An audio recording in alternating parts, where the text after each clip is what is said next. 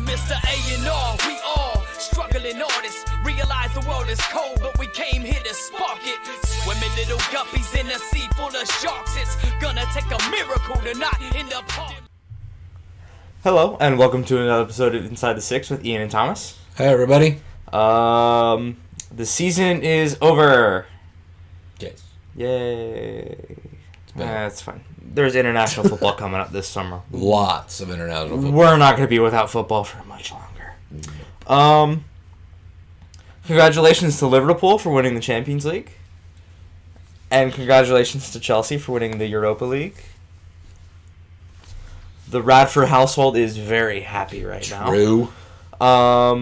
Especially with the seasons that both teams had. Liverpool, by far the best team that Liverpool have ever had. And to go... If they would have gone all season without a trophy, it would have been devastating to that team. Yeah. I think making it past Barcelona, getting to the Champions League final and winning it was huge for them. And Chelsea, I mean, through all the turmoil and all of the speculations that Maurizio Sarri was going to be sacked, to get third in the league and then win a Europa League, it's pretty big. Maurizio Sarri struggled for a bit, and he's come out and admitted that. But I think the fact that he was able to win a title is his first year. It proves how good of a coach he is. There have actually been links between him and leaving Chelsea again. And I think this time it might be for good. Let's talk about the games, though. Which one first? Let's talk about Europa League. Okay. What a difference between the two halves. I mean, it was quite literally a tale of two halves. It ended 0-0 at halftime. And then there were 5 goals in the second half. Yeah, and once Chelsea got off the starting blocks, it was a rainfall.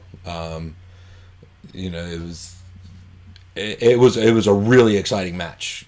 Second half, first half was from both teams was really kind of a not very exciting, not very creative. I think what it was is both sides knew it was a final, and they were kind of timid. They didn't want to push too hard and leave themselves too open in the back.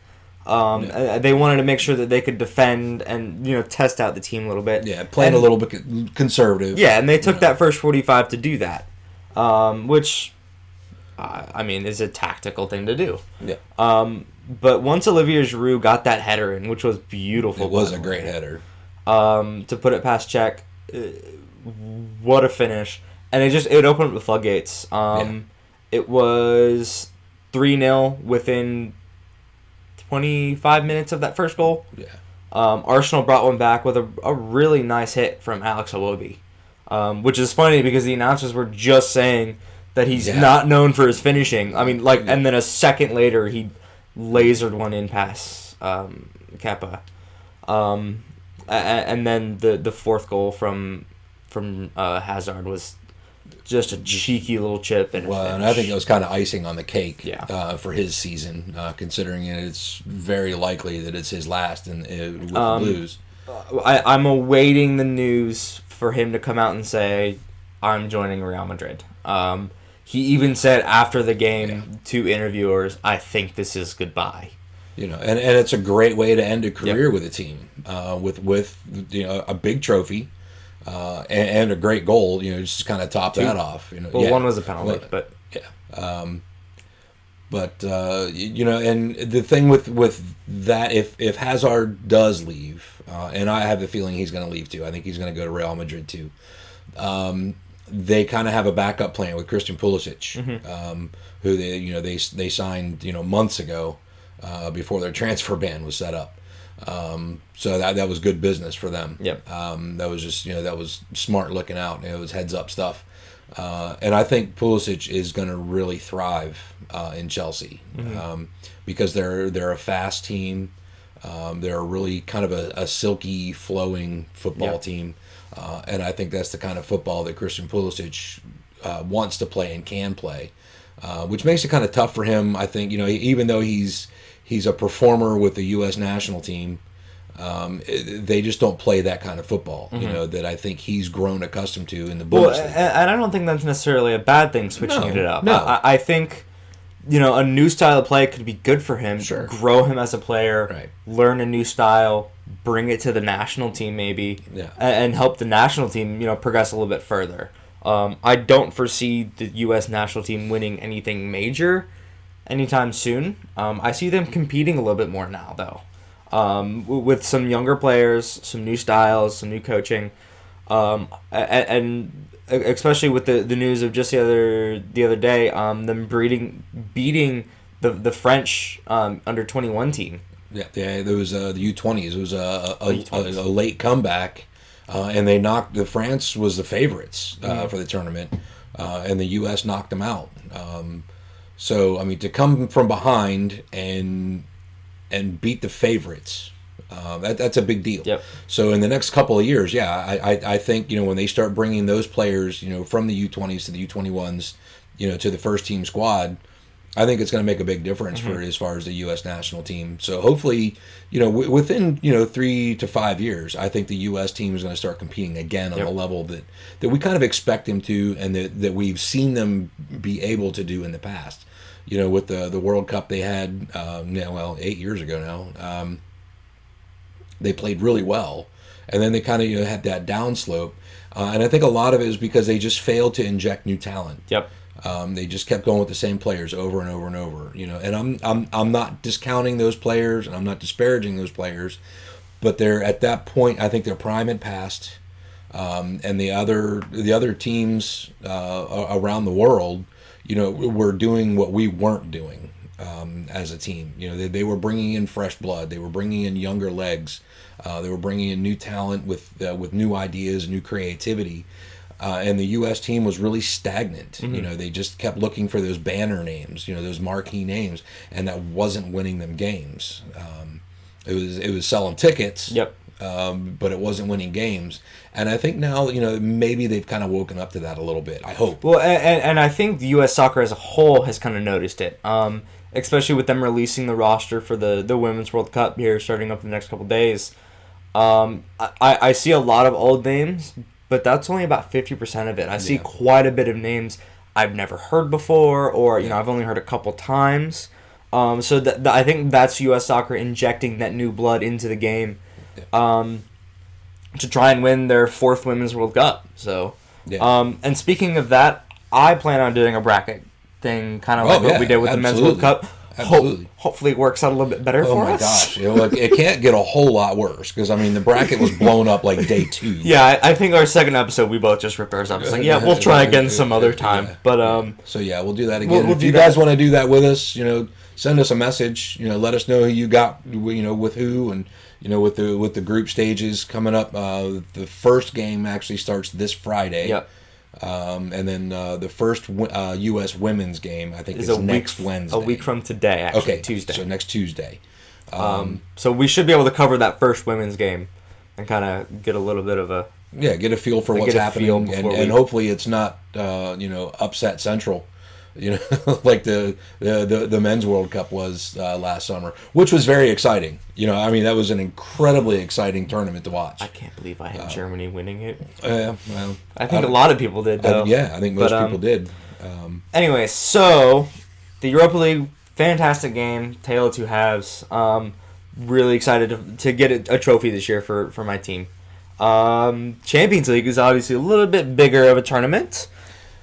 And Liverpool got it. The final was really kind of a lackluster show. It was. It wasn't a classic. No, it was just a. And I feel bad, especially for Tottenham fans. I think they deserved a better performance from their team. Some of their team. It was just really Mauricio Pochettino really kind of made a really weird decision, and I think a lot of people are kind of questioning that decision right now. I mean, you had Lucas Moura, who had a hat trick in the semifinal to push them through to the final, was benched in favor of a just recovered Kane. I thought that was a terrible decision. Not only that, but statistically, Tottenham played better without him, without Harry Kane. And I know there's, especially Tottenham fans, I know they worship Harry Kane. He's one of our own. Harry Kane. Well, First off, his chin's offsides. But I think he's slightly overrated. He's a good player. He's a good player. He's very talented. He's very skilled. But I think he's overrated. I mean, even watching the match, even the commentators were, if Tottenham are going to get anything out of this game, Harry Kane's one's going to give it to him. I didn't see it. I didn't see it. He had very little contact with the ball. His movement off the ball was really kind of stagnant. I think he stood still even more than the stewards around the stadium did. He made a couple of runs and he made a couple of things, a couple of plays that I think were Harry Kane level or even world class football level. But I didn't see a whole lot from him. Tottenham, like I said, I think Tottenham fans deserved a better show from their team, and they just didn't get it. The thing is the three names that I really noticed that gave so much to that game, and obviously 3 players isn't enough, was Son Heung-min, Kieran Trippier, and Hugo Lloris. Yeah. And Hugo Lloris even then didn't have an amazing game. He had a decent game. Yeah. 2 goals. Obviously, you want a clean sheet, but when the rest of your team is just kind of not there mentally, there's not much you can do. Yeah, I think Son Heung-min had a fantastic game, and Dele Alli was kind of okay. He wasn't his normal clinical self. There was something off there. He made a couple of really cheeky passes and things like that, but the rest of the team just wasn't on that page, and I think that's why nothing there really came to fruition. And you could see the frustration on his face every time. Son Heung-min had a phenomenal game. Kieran Trippier, you normally don't talk about Kieran Trippier at the end of a Tottenham match, but he had a really good game too. Yes. He was very active. He was very creative. You could tell he was motivated, and he came to play. And it's just kind of sad that the other 8 players, the 7 players, because I'll put Hugo Lloris in there. He had an alright game. There was nothing about Hugo Lloris that I would say, oh my gosh, there's something wrong. He almost saved the penalty at the beginning of the game. The penalty game. was very close, and even to talk about the penalty, I think that penalty changed the course of the game. Sure, and especially 30 seconds in, it did change the complexion for sure. Yeah, to go down that early, it's extremely demoralizing because it's a final and you've already gone down. Yeah, but it kind of hurts because you've got to work harder now. You tire quicker. Because you're chasing the game. You're already chasing the game after 30 seconds. So I think without the penalty, and it was a good call. VAR confirmed it. Yeah. It was a penalty. Well, and that's the point I wanted to make. That a lot of Tottenham fans, there's a couple in particular that I'm in touch with on Facebook and things, who are like, well, it's really easy to win a game when you're gifted a goal in the first 30 seconds. And I was like, there was no gift. It wasn't a gift. It was a good call. VAR confirmed it was a penalty, and that's the thing. So it's not like just a referee, just made a call the best he could. He called it almost immediately, but with VAR, it was confirmed by other people looking at it from different angles, and they agreed with him. So and Mohamed Salah, who didn't have his best penalty kick, it was almost saved. Yeah, Hugo Lloris did really well. I think he just kind of read it just a little late, which is that's just one of those things that happens. That's not any kind of a slight to his skill, or prowess as a goalkeeper. A penalty isn't the goalkeeper's fault unless he caused the penalty. It's not the goalkeeper's fault. Right. But so gifted a goal. You can say what you want. It was still there. It was confirmed. Only Tottenham fans are saying it wasn't. And I understand that. Had it gone the other way, I would be saying exactly the same thing. Oh, that's a garbage call. You don't call a penalty in the first 30 seconds. Well, a penalty happens no matter what. But yes, it absolutely changed the complexion of the game, like you said, because 30 seconds into the match, a big final. Tottenham did very similar to what Liverpool did to get there. They had the same kind of fight to get there. They were not favored to be there. And they fought their way through the semifinal, and there they were. And congratulations to them. It's tough, to come from behind and get to a final in Champions League. These are the top clubs in the entire continent. So I mean, you've got to play your best 100% of the time, and they faltered a little, and they brought it back. And they got to the final.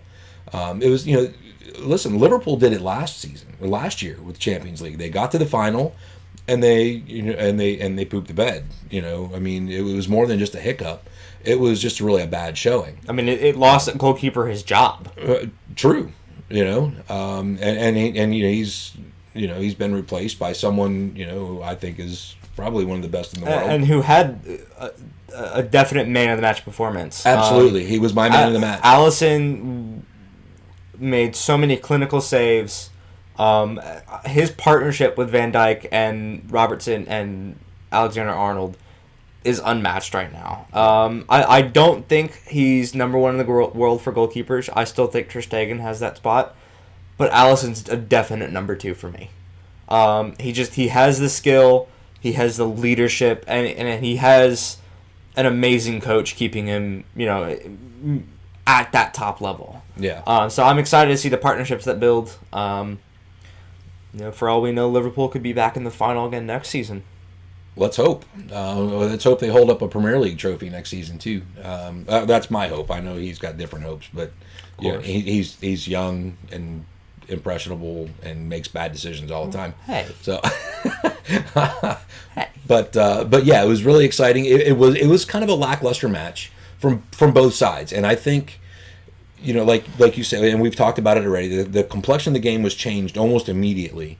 But I think both teams really kind of played very conservatively. Mm-hmm. Even though Liverpool didn't really have to, they played it so conservatively that there were several times where I thought they were going to give up that lead. Because Tottenham, through Son Heung-min and Trippier, I mean, had really good service into the box. And Son Heung-min makes some really good runs in behind. He's fast, he's clinical. And he's got a nose for goal. They couldn't get past Alisson was really what it came down to. Again, why he got my man of the match. But there were several chances. I think Tottenham even had more attempts and even more attempts on goal than Liverpool. They certainly had more possession. I think it was 65-35. I think is what it was at the end. And it really was not a sealed deal until Divock Origi came on and scored the second goal. That's when, everybody breathed a sigh of relief. Yep. Well, everybody wearing a red shirt breathed a sigh of relief. Everybody wearing white and blue was kind of like, oh, crap, it's done. Because it was a late enough goal that it was going to be, almost an impossible mountain for Tottenham to climb. It's happened before, but, not against a defense, like you said, with Alisson in goal and the two halfbacks or the two fullbacks in the center half that he's got. And Virgil van Dijk, just to mention, he's gone 64 games. 64 matches for Liverpool. 64 full matches with Liverpool, and no one yet has managed to dribble past him. And he made some really good comebacks. Yeah, I mean, at one point, he was this close to being beat by Son, and he turned the nos on and got that foot in and made a brilliant tackle in the box. It was a clinical tackle in the box, and he had to catch up. Mm-hmm. I mean, Son had already gotten in behind, and Van Dijk covered probably 3 or 5 yards to catch up with him and just stick a toe in on the ball. Give away the corner, that's fine. Just don't give Son Heung-min a shot on goal. Yeah. I mean, because at that point, it's dangerous. He's a dangerous striker, and that's why. And Lucas Moura is too. He had pretty good shots too, but he was brought on too late for me. He was brought on way too. He should have started. For me. But anyways. So Liverpool got to raise the trophy. It's their 6th. 1, 2, 3. That's a good video. That was. If you haven't seen that video of Jurgen Klopp with a beer between his knees on the bus at the parade, counting. It's beautiful. I mean, he's probably one of the coolest dudes, because there's plenty of videos of him, around Madrid after the game, partying it up with fans. Just out there mixing it up with the average dude, the average supporter, a dude from Liverpool who bought a ticket to Madrid to watch the final, and Jurgen Klopp and his boys gave it what they needed to give it. They got the job done, brought home that trophy, and Jurgen Klopp said, "You know what? The fans are part of this. I'm going to go hang out with the fans," and that's really exceptional to me. And I think that's why Liverpool loves him so much, because he's this big figure in European football, but he's humble enough to go hang out in a local pub and drink with the fans. Yeah. And that's pretty cool. And I think that's why his players like him so much, because he supports them 100%.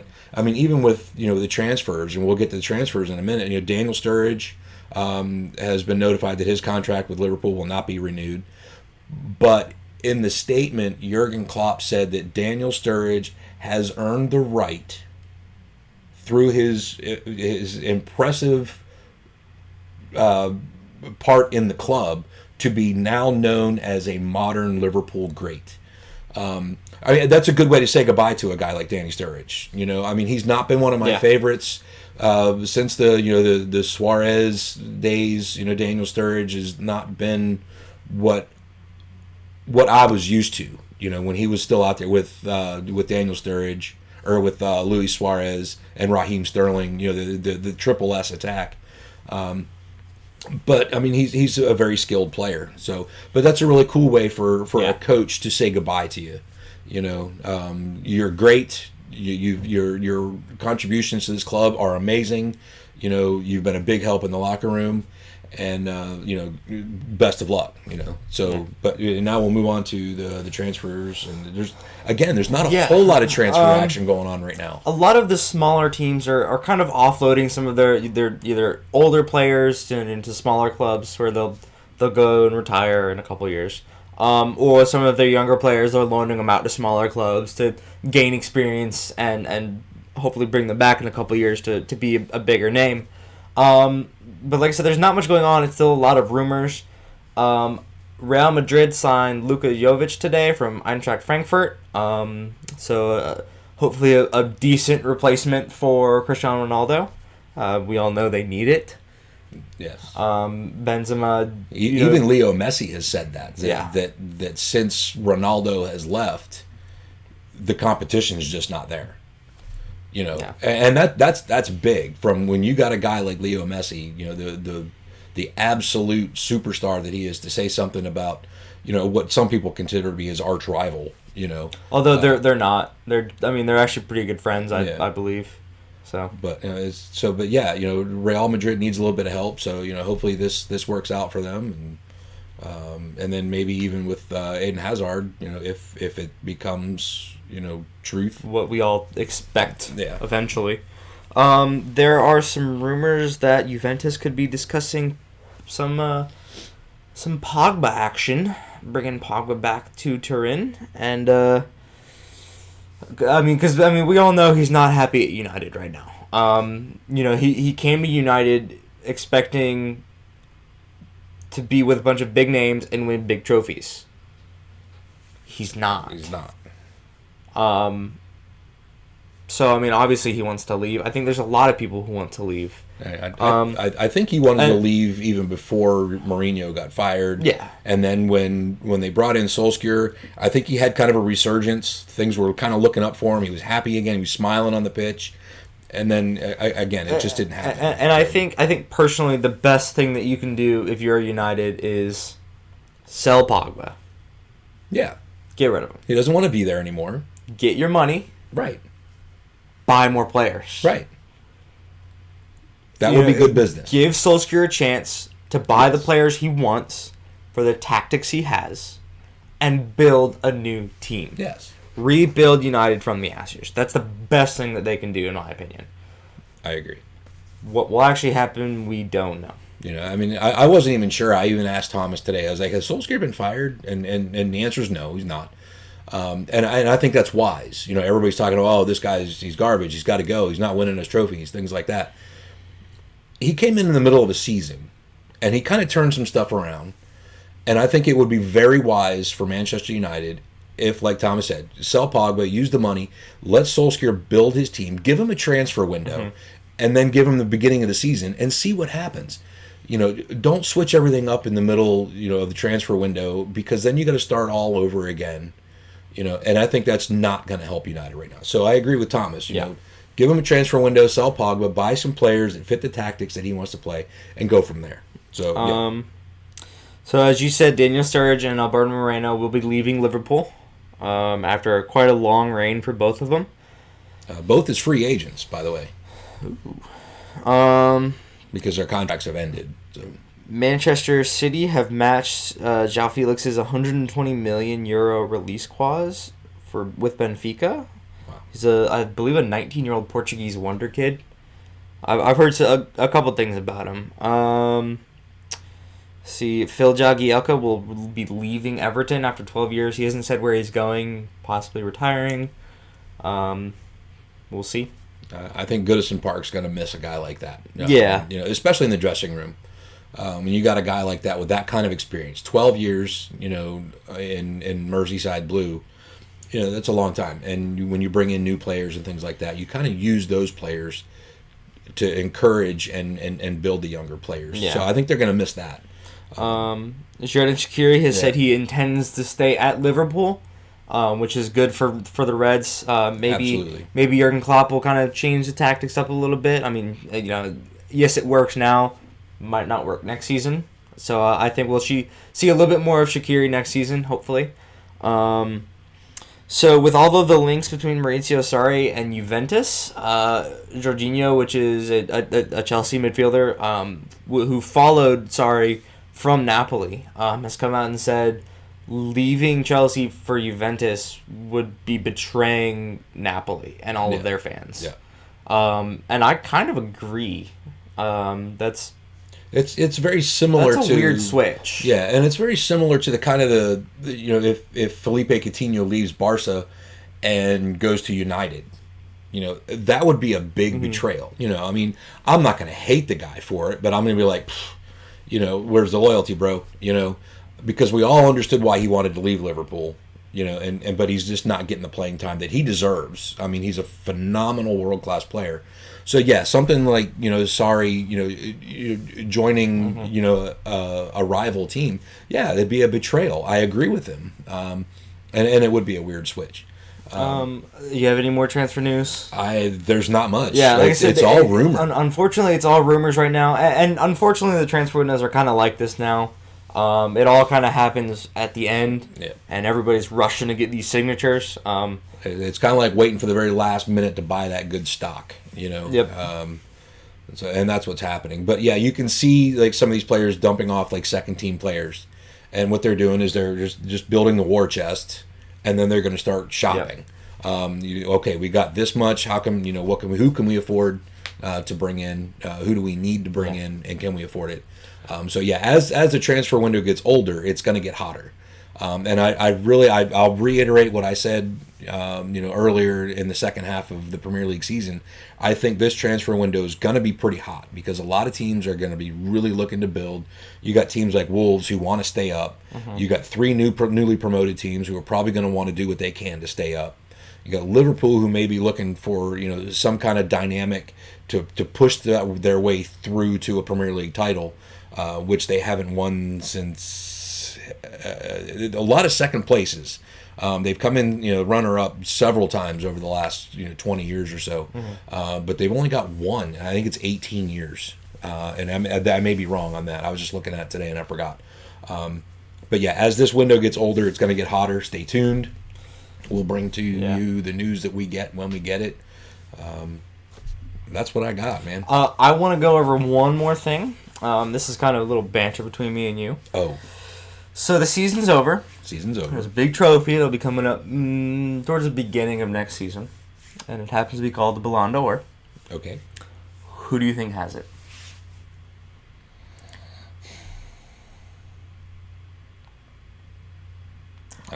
I think there are 4 clear frontrunners right now. Who are your frontrunners? Messi. Yes. Ronaldo. Okay. Mbappe. Yes. Van Dijk. Ooh.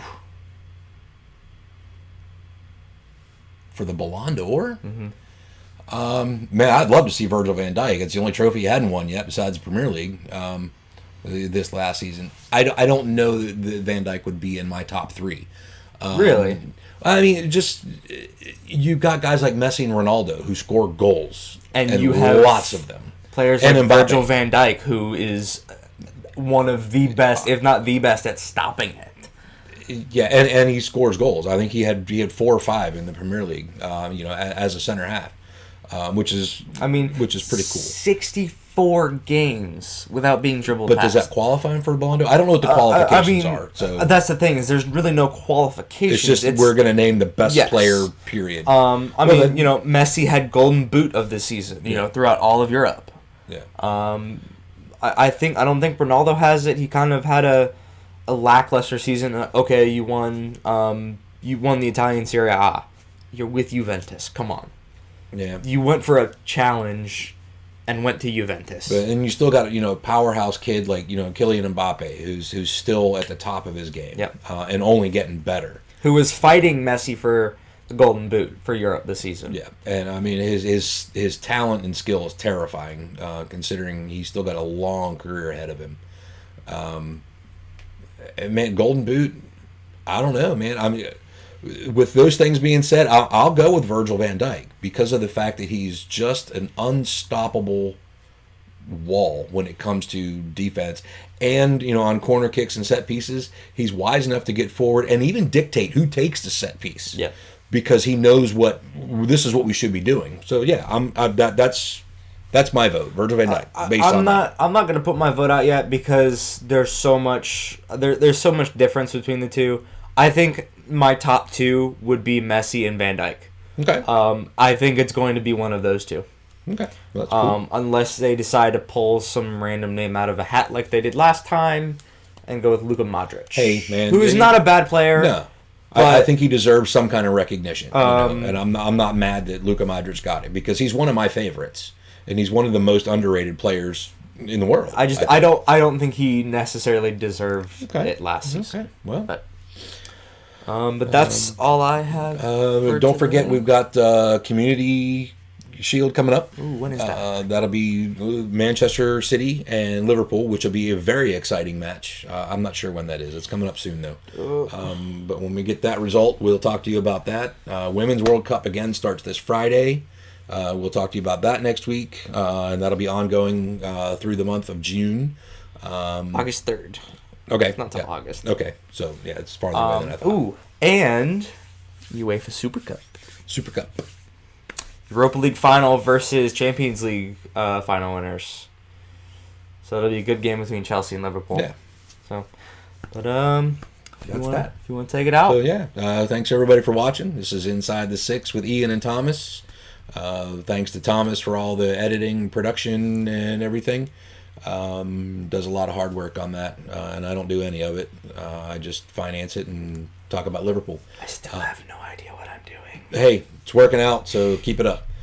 Special thanks and shout out to our good friend Macrophonic MC. He allows us to use his music for the intro and the outro. Check out the links there. You'll find links to his music. He's a very talented artist, and a super cool guy.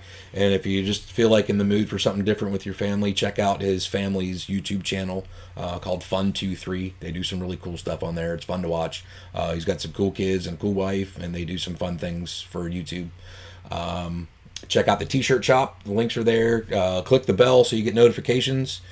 Subscribe, share everything. And we'll see you guys next week. Thanks for watching.